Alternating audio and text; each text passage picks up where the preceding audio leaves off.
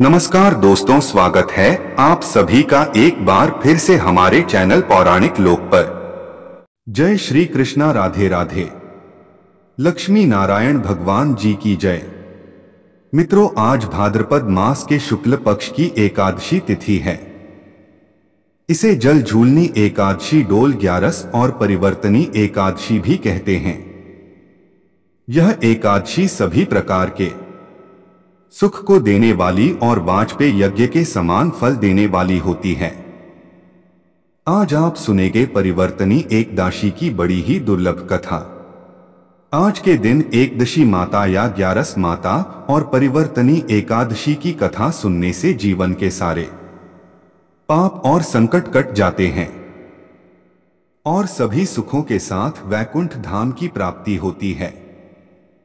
तो आइए प्रभु लक्ष्मी नारायण जी के चरणों का ध्यान करते हुए सुनते हैं पहले एकादशी माता या ग्यारस माता की कथा। इसके बाद आप सुनेंगे परिवर्तनी एकादशी की कथा। मित्रों, एक बार एक राज्य में एक राजा रहा करता था। राजा बहुत ही बुद्धिमान और बलशाली था। राजा सदैव अपनी प्रजा का बहुत अच्छे से ध्यान रखता था। प्रजा भी अपने राजा को बहुत पसंद करती थी। राजा की दो बेटियां थी। राजा अपनी दोनों बेटियों से बहुत प्रेम करता था। राजा की छोटी बेटी देखने में बहुत सुंदर और आकर्षक थी और राजा की बड़ी बेटी छोटी बेटी के मुकाबले थोड़ा कम सुंदर थी। राजा की छोटी बेटी ग्यारस माता की पूजा किया करती थी। सभी लोग राजा की छोटी बेटी से बहुत प्रेम करते थे और बहुत प्रशंसा किया करते थे। राजा भी अपनी छोटी बेटी को बड़ी बेटी से अधिक प्रेम करता था, जिस कारण राजा की बड़ी बेटी को अपनी छोटी बहन से बहुत नफरत होने लगी थी। राजा की दोनों बेटियां जब बड़ी हो गई, तब एक पड़ोस राज्य में रहने वाला राजकुमार राजा की बड़ी बेटी के लिए रिश्ता लेकर आया। लेकिन जैसे ही उस राजकुमार की नजर राजा की छोटी बेटी पर पड़ी, तो वह राजकुमार राजा की छोटी बेटी पर मोहित हो गया और उससे पहली नजर में प्रेम कर बैठा। उस राजकुमार ने राजा की बड़ी बेटी के साथ विवाह करने से मना कर दिया और उसने राजा से कहा कि मैं आपकी छोटी बेटी से विवाह करना चाहता हूं।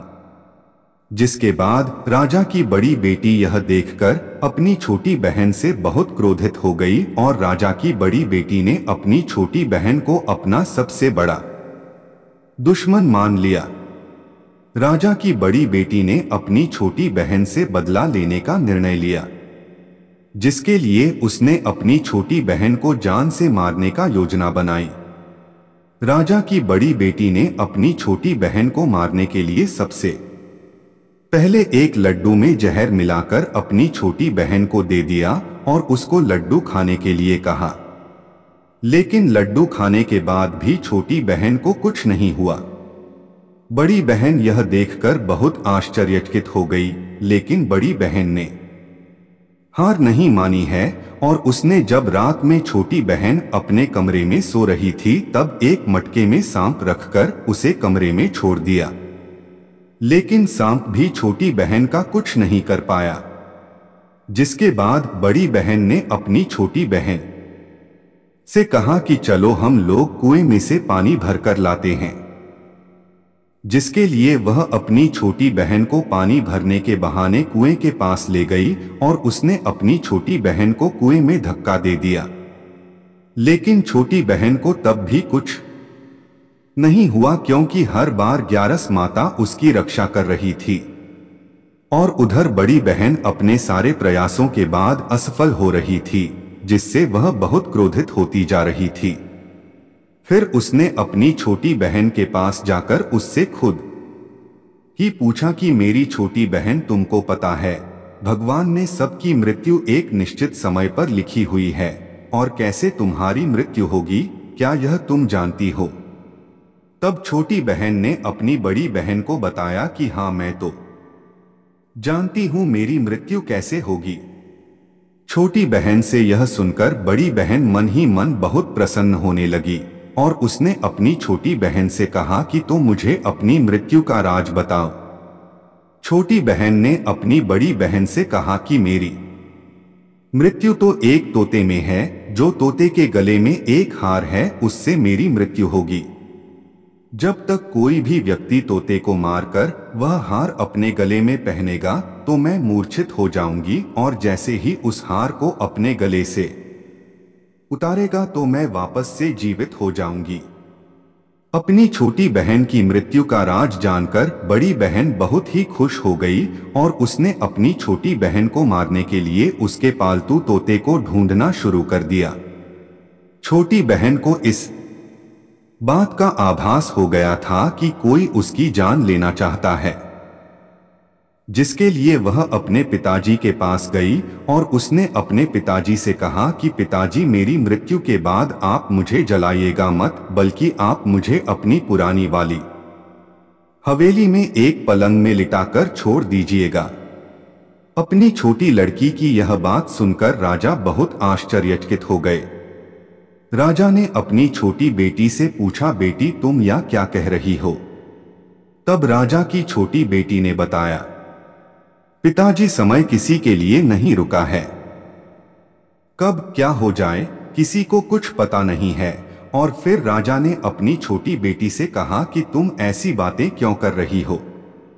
2-3 दिन में तो तुम्हारा विवाह है। लेकिन छोटी बेटी ने अपने पिताजी को ऐसा करने पर मजबूर कर दिया और उनसे वचन ले लिया। राजा ने भी अपनी छोटी बेटी की बात स्वीकार कर ली और 2-3 दिनों के बाद जब शादी का समय आया तब राजकुमार बारात लेकर राजा के घर आया और राजकुमार और राजा की छोटी बेटी का विवाह शुरू हो गया। जैसे ही राजा की छोटी बेटी राजकुमार के साथ फेरे लेना शुरू करती है तो उसकी बड़ी बहन अपनी छोटी बहन के कमरे में जाकर उसके तोते को पकड़ लेती है और उसको जान से मार देती है। तोते की गले में जो हार था उसको अपने गले में धारण कर लेती है। जैसे ही बड़ी बहन उस हार को अपने गले में धारण करती है तो उधर छोटी बहन 3.5 ही फेरे ले पाती है और वहीं पर बेहोश होकर गिर जाती है। जिसके बाद राजा ने बड़े बड़े दर्द हकीमों को बुलवाया और अपनी छोटी बेटी का इलाज करने के लिए कहा। राजा की बात सुनकर वैद्य ने छोटी बेटी को जब चेक किया तो राजा को बताया कि आपकी छोटी बेटी ना तो जीवित है और ना ही मरी हुई है। यह मैं ऐसा पहली बार देख रहा हूं। राजा ने वैद्य और हकीम को यह बात बाहर बताने से मना कर दिया और उनको कहा कि अगर तुमने यह बात किसी को बाहर बताई तो हम तुम्हें फांसी दे देंगे। राजा ने अपनी छोटी बेटी को पुराने महल में जाकर एक पलंग में लेटा दिया और वहां पर कुछ सैनिक को तैनात कर दिया। वापस अपने महल पर आ गया। राजा की बड़ी बेटी अपने पिताजी के पास आई और कहने लगी कि पिताजी, अगर यह शादी संपन्न नहीं हुई तो आपकी इज्जत का क्या होगा? आप कहे तो मैं आपकी इज्जत बचाने के लिए राजकुमार से शादी करने के लिए तैयार हूं। जिसके बाद राजा ने अपनी बड़ी बेटी की बात मान ली और राजा ने बड़ी बेटी को छोटी बेटी की कपड़े पहनाकर मंडप पर भेज दिया। लेकिन राजकुमार यह जान गया कि यह राजा की छोटी बेटी नहीं है बल्कि यह राजा की बड़ी बेटी है। लेकिन जब राजकुमार ने शादी करने से मना किया तो सभी लोगों ने राजकुमार को विवश करके राजा की बड़ी बेटी से बचे हुए फेरों को संपन्न करा दिया और विवाह करवा दिया। जिसके बाद राजकुमार राजा की बड़ी बेटी को अपने महल ले गया। राजकुमार राजा की बड़ी बेटी से ना तो बात करता था, नहीं उसको पसंद करता था और ना ही उसके आसपास भटकता था और राजकुमार ने यह फैसला लिया था कि वह अपनी प्रेमिका को ढूंढ कर रहेगा और यह जानकर रहेगा कि उसके साथ हुआ क्या है। एक दिन राजकुमार अपने घोड़े पर सवार होकर राजा के पुराने महल के पास पहुंच गया। जहां पर उसने कुछ सैनिकों को देखा। महल के पास पहुंचकर राजकुमार ने जब महल को ध्यान से देखा तो वह समझ गया कि यह तो हमारे ससुर जी का महल है।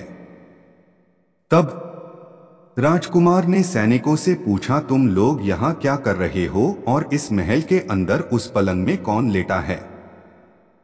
जिसके बाद सैनिकों ने बताया कि यहाँ पर राजा की छोटी बेटी लेटी है। यह सुनकर राजकुमार बहुत प्रसन्न हो गया और वह तुरंत अपनी प्रेमिका के पास पहुंच गया और उसकी सेवा करने लगा। जैसे ही रात हुई तो राजा की छोटी बेटी उठकर खड़ी हो गई। राजकुमार यह देखकर बहुत खुश हो गया और उसने अपनी प्रेमिका से पूछा कि तुम यहाँ क्या कर रही हो? तुम मेरे साथ मेरे घर चलो। राजा की छोटी बेटी ने राजकुमार को सारी बातें बता दी कि मेरी जान एक तोते में बसी थी और मैंने यह बात सिर्फ अपनी बड़ी बहन को बताया था और मुझे पता है कि उसने ही मुझे मारने का प्रयास किया है। उसके पास एक हार है जिसको वह सुबह पहन लेती है और रात को उतार देती है। जब तक वह हार को पहने ले रहती है तब तक मैं मूर्छित रहती हूँ और जैसे ही वह हार को उतार देती है तो मैं जीवित हो जाती हूँ और जब तक मेरी बड़ी बहन के पास वह हार है तब तक मैं ऐसे ही जीवित और मूर्छित होती रहूंगी। अगर मेरी बड़ी बहन के पास जो हारा वह मेरे हाथ में लग जाए तो मैं हमेशा के लिए जीवित हो जाऊंगी। राजकुमार यह बात सुनकर राजा की छोटी बेटी के पास रहने का निर्णय ले लिया और उसने अपने बचे हुए सारे फेरे उस पलंग में लेटी राजकुमार की छोटी बेटी के साथ ले लिए और अपना विवाह पूर्ण कर लिया और वहीं पर ही रहने लगा। देखते ही देखते कुछ समय में राजा की छोटी बेटी और राजकुमार की पत्नी पेट से हो गई। एक दिन राजकुमार को किसी काम से बाहर जाना पड़ा।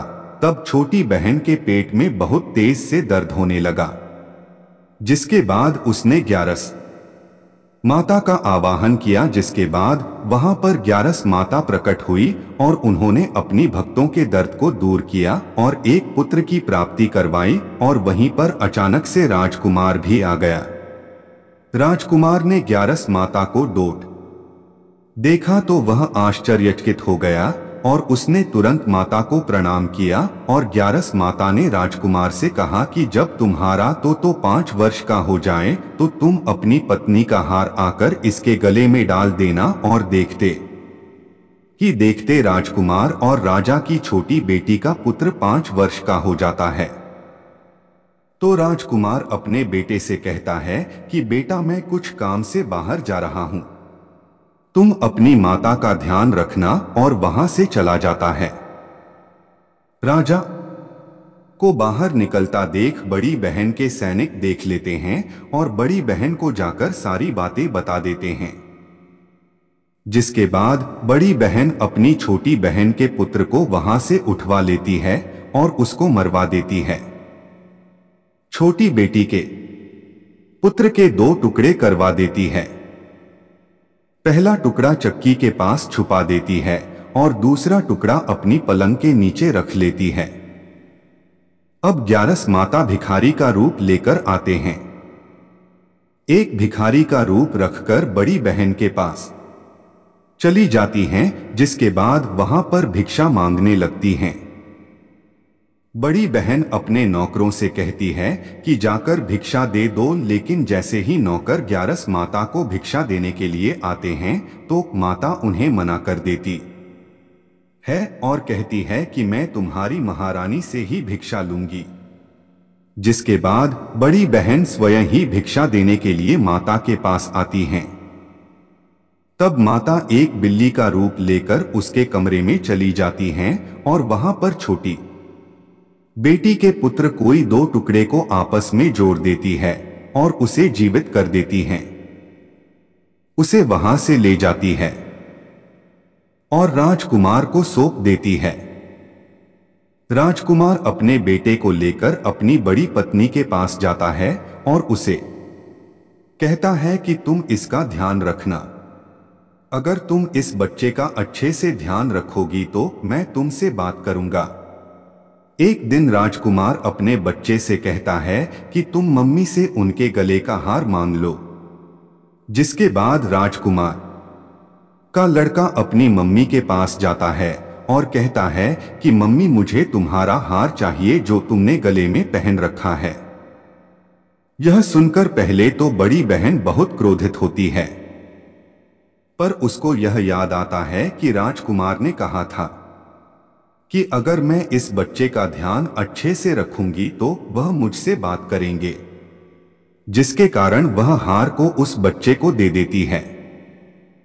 वह बच्चा तुरंत हार को ले जाकर अपने पिताजी को दे देता है और तभी राजकुमार अपने बेटे को लेकर वहां से जाने लगता है और अपनी पत्नी से कहता है कि तुम हमारे लिए खाना बनाकर रखना, मैं शाम को आकर तुम्हारे साथ खाऊंगा।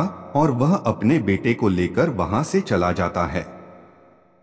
जिसके बाद वह राजा के पास जाता है और उनको सारी बातें बता देता है। राजा अपनी बड़ी बेटी की यह करतूत सुनकर बहुत क्रोधित होते हैं और उसे सजा सुनाता है और अपनी परवरिश पर ही दोष देने लगते हैं और राजकुमार को अपनी छोटी बेटी के साथ रहने के लिए आदेश देते हैं। बोलिए ग्यारस माता की जय हो, एकादशी माता को जय हो। चलिए अब सुनते हैं परिवर्तनी एकादशी की कथा। पौराणिक मान्यता के अनुसार इस दिन भगवान विष्णु, जो कि चतुर्मास की योग निद्रा में सोए हुए थे, तब करवट ली थी। करवट बदलने से भगवान विष्णु का स्थान परिवर्तन होता है। इस वजह से इसे परिवर्तनी एकादशी कहा जाता है। इस दिन लोग व्रत करते हैं और विष्णु जी के वामन स्वरूप की पूजा की जाती है। माना जाता है कि इस दिन व्रत रखने से माता लक्ष्मी प्रसन्न होती है और कभी भी घर में धन की कमी नहीं होती।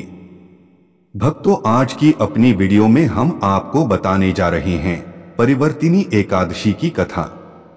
भक्तों, यह व्रत कथा भगवान श्री कृष्ण ने अर्जुन को सुनाई थी।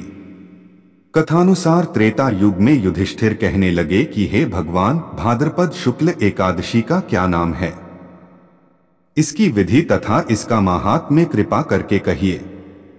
तब भगवान श्री कृष्ण कहने लगे कि इस पुण्य, स्वर्ग और मोक्ष को देने वाली तथा सब पापों का नाश करने वाली उत्तम वामन एकादशी का माहात्म्य मैं तुमसे कहता हूं, तुम ध्यानपूर्वक सुनो।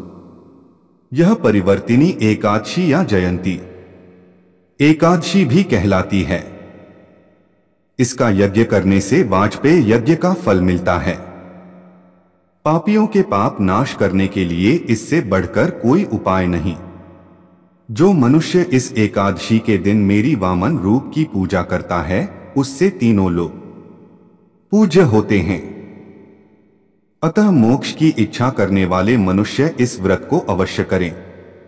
जो कमलनयन भगवान का कमल से पूजन करते हैं, वे अवश्य भगवान के समीप जाते हैं।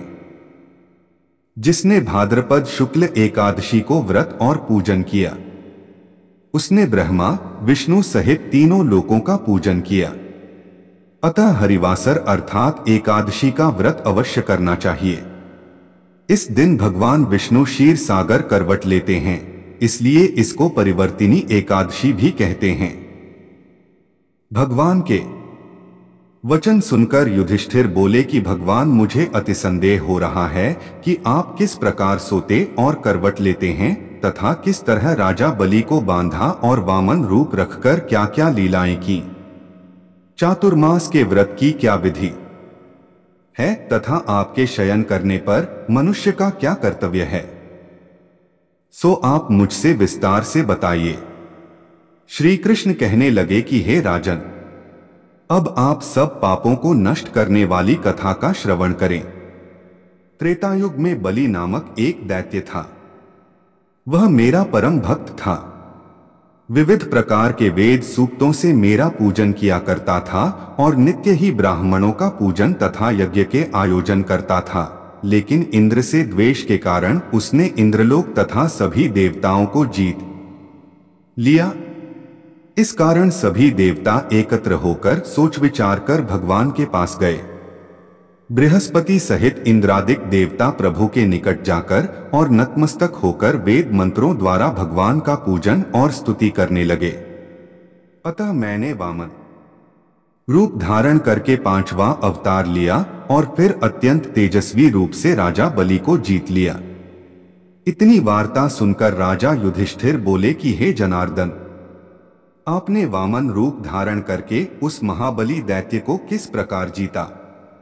श्री कृष्ण कहने लगे, मैंने वामन रूपधारी ब्रह्मचारी बलि से 3 पग भूमि की याचना करते हुए कहा, ये मुझको 3 लोक के समान है और हे राजन, यह तुमको अवश्य ही देनी होगी। राजा बलि ने इसे तुच्छ याचना समझकर 3 पग भूमि का संकल्प मुझको दे दिया और मैंने अपने त्रिविक्रम रूप को बढ़ाकर यहां तक कि भूलोक में पद, भुवरलोक में जंघा, स्वर्गलोक में कमर, मह लोक में पेट, जनलोक में हृदय, यमलोक में कंठ की स्थापना कर सत्यलोक में मुख, उसके ऊपर मस्तक स्थापित किया। सूर्य, चंद्रमा आदि सब ग्रहगण, योग, नक्षत्र, इंद्रादिक देवता और शेष आदि सब नागगणों ने विविध प्रकार से वेद सूक्तों से प्रार्थना की। तब मैंने राजा बलि का हाथ पकड़कर कहा कि हे राजन, एक पद से पृथ्वी, दूसरे से स्वर्गलोक पूर्ण हो गए। अब तीसरा पग कहाँ रखूं? तब बलि ने अपना सिर झुका लिया और मैंने अपना पैर उसके मस्तक पर रख दिया, जिससे मेरा वह भक्त पाताल को चला गया। फिर उसकी विनती और नम्रता को देखकर मैंने कहा कि हे बलि, मैं सदैव तुम्हारे निकट ही रहूंगा। विरोचन पुत्र बलि से कहने पर भाद्रपद शुक्ल एकादशी के दिन बलि के आश्रम पर मेरी मूर्ति स्थापित हुई। इसी प्रकार दूसरी क्षीरसागर में शेषनाग के पष्ठ पर हुई। हे राजन, इस एकादशी को भगवान शयन करते हुए करवट लेते हैं, इसलिए तीनों लोकों के स्वामी भगवान विष्णु का उस दिन पूजन करना चाहिए। इस दिन तांबा, चांदी, चावल और दही का दान करना उचित है। रात्रि को जागरण अवश्य करना चाहिए। जो विधिपूर्वक इस एकादशी का व्रत करते हैं वे सब पापों से मुक्त होकर स्वर्ग में जाकर चंद्रमा के समान प्रकाशित होते हैं और यश पाते हैं। मेरा जो भक्त इस कथा को पढ़ते या सुनते हैं उनको 1000 अश्वमेध यज्ञ के समान फल प्राप्त होता है। तो बोलिए भक्तों, श्रीमन नारायण नारायण हरि हरि, श्रीमन नारायण नारायण हरि।